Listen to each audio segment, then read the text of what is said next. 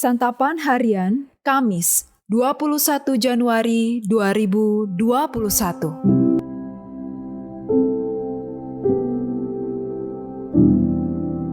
Hari ini kita akan membaca Injil Matius pasalnya yang ke-12, ayatnya yang pertama hingga ayatnya yang ke-15a. Namun sebelumnya, mari kita berdoa.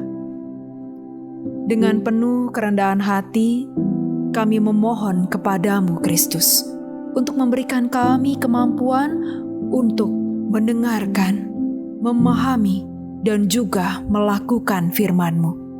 Di dalam Kristus Yesus, kami memohon. Amin. Matius 12 ayat 1-15a. Pada waktu itu, pada hari Sabat, Yesus berjalan di ladang gandum. Karena lapar, murid-muridnya memetik bulir gandum dan memakannya. Melihat itu, berkatalah orang-orang Farisi kepadanya, "Lihatlah, murid-muridmu berbuat sesuatu yang tidak diperbolehkan pada hari Sabat." Tetapi jawab Yesus kepada mereka, "Tidakkah kamu baca apa yang dilakukan Daud?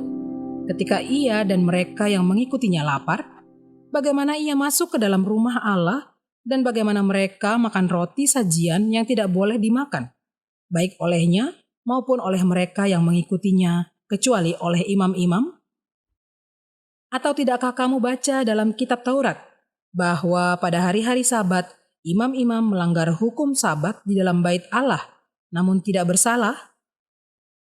Aku berkata kepadamu, di sini ada yang melebihi bait Allah. Jika memang kamu mengerti maksud firman ini, yang kukehendaki ialah belas kasihan dan bukan persembahan.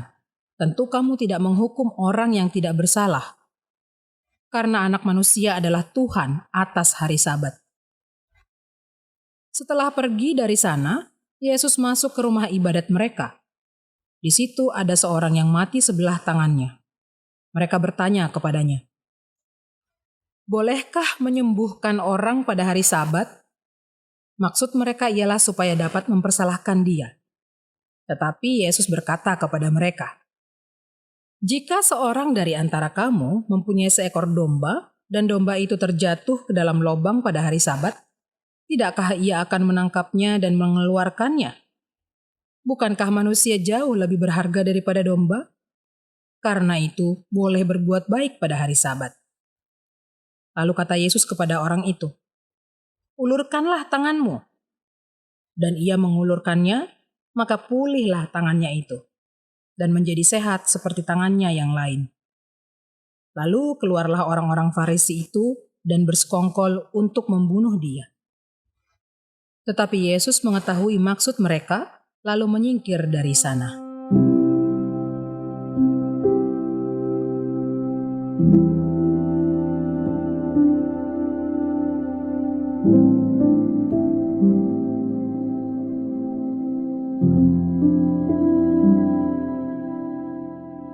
Sahabat Santapan Harian, Taurat sering dianggap seperti hukum kejam yang memberikan sanksi bagi orang yang melanggarnya. Sedangkan Injil adalah hukum kasih yang mengasihi dan mengampuni kesalahan atau pelanggaran terhadap Taurat. Padahal arti kata Taurat adalah tuntunan atau bimbingan. Ini sangat berbeda dengan persepsi orang Kristen pada umumnya. Jika tidak berhati-hati, bagian perikop ini juga bisa dibaca dengan perspektif yang keliru. Orang Farisi menuduh Yesus melanggar hukum hari Sabat yang ada di dalam Taurat. Mereka mempraktekkan secara legal.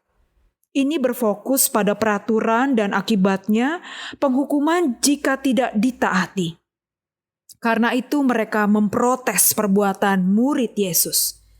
Ini adalah tafsiran mereka tentang tata cara mempraktekkan ibadah pada saat Sabat. Mereka menganggap bahwa tafsiran dan praktek merekalah yang paling benar dan harus diikuti semua orang. Pandangan ini membuat mereka buta dan tidak dapat melihat apa yang dilakukan para murid. Hal ini ternyata tercatat di dalam Alkitab. Murid-murid Yesus jelas tidak melanggar aturan mengenai Sabat. Hari Sabat itu dikhususkan sebagai anugerah dari Allah bagi umat-Nya di dalam kasih.